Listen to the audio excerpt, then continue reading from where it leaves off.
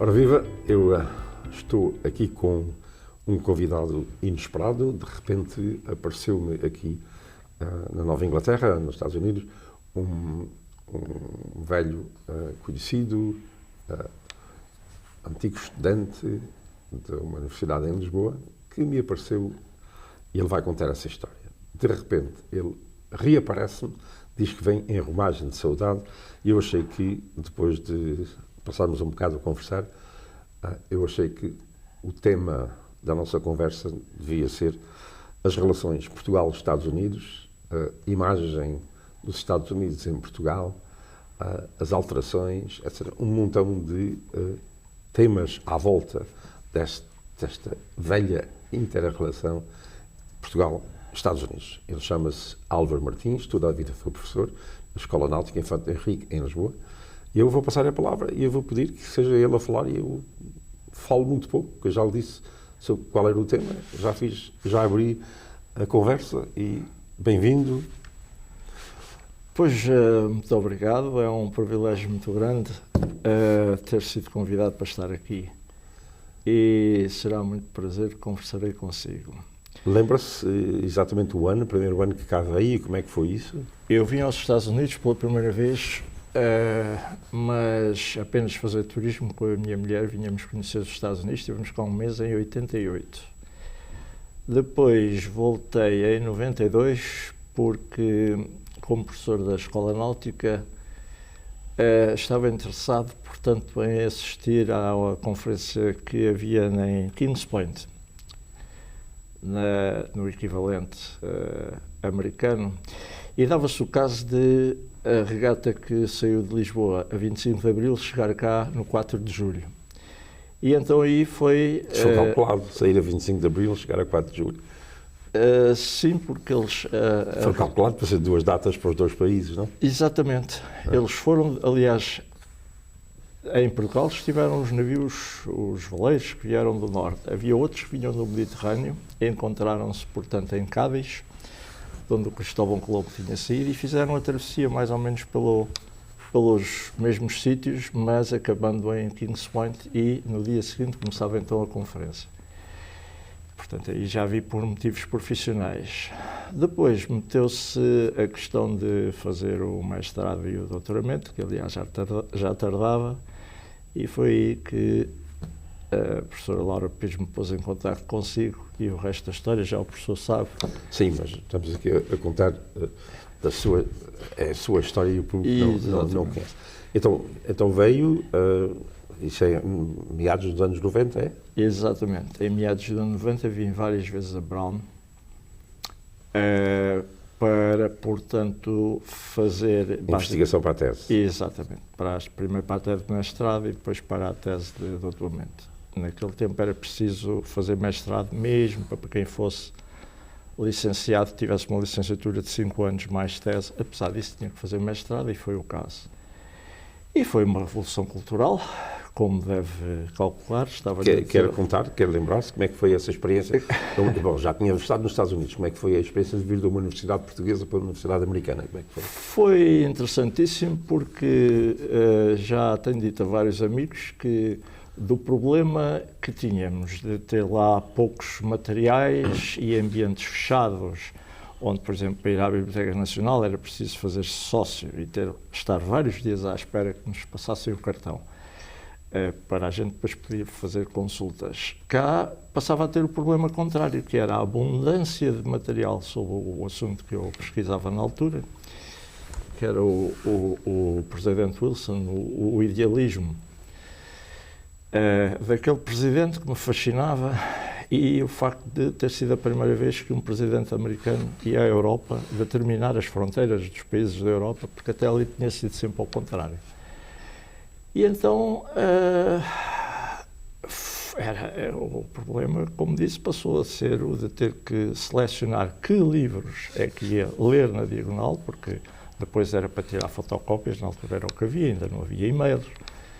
A correspondência que troquei consigo inicialmente até foi por carta.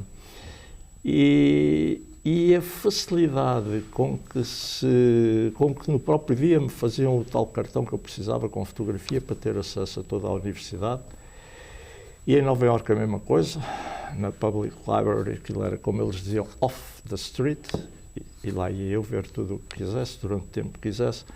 E, portanto, foi um choque cultural também do ponto de vista académico, porque era um meio completamente aberto, em que a mensagem era: quer fazer? Venha, faça.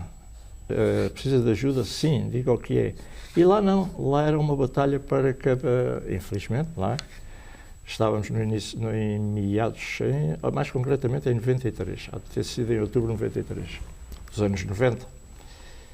E, portanto, de facto, era outro mundo. Era outro mundo. E assim continua. Depois continuou ligado aos Estados Unidos, veio várias vezes. Como é que... Depois foi professor da escola náutica, era professor de comunicações, não é? Eu dava as comunicações em inglês. Há bocado estávamos a falar que os navios, tal como os aviões, assim saem do porto, deixam de falar a língua nacional, passam todos a falar inglês entre eles, e não é um inglês qualquer, é um inglês que tem técnico, tem expressões próprias, e tem procedimentos próprios, e todos os alunos de todas as escolas náuticas são, de acordo com as convenções internacionais, obrigados a aprender essa maneira de dizer inglês. E era essa basicamente a minha função.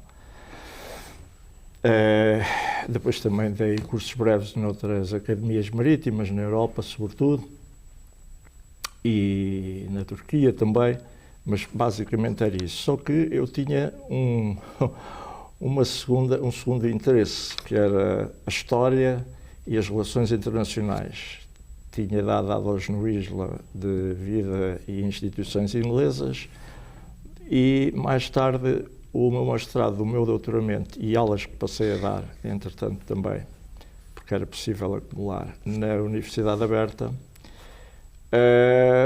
portanto, deram-me a possibilidade de eu dar largas a isso que eu dizia que era o meu hobby, que era a história e as relações internacionais.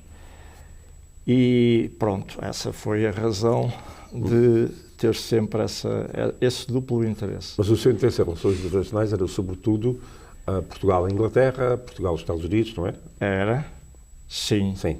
Era a história contemporânea, sobretudo. E no caso dos Estados Unidos, aquilo que na altura se chamava uniqueness, o facto de, durante 2 séculos, os Estados Unidos terem feito sempre tudo ao contrário dos países europeus. Compravam os territórios, não é? Compraram a Flórida, compraram a Louisiana, antes disso, primeiro a Louisiana, depois a Flórida. O Alasca. Depois compraram o Alasca, depois compraram os territórios ao México, e depois as Filipinas, e depois ainda as Ilhas Virgens. E agora queriam o Canadá. E agora, por acaso também esteve na lista do secretário Stewart, mas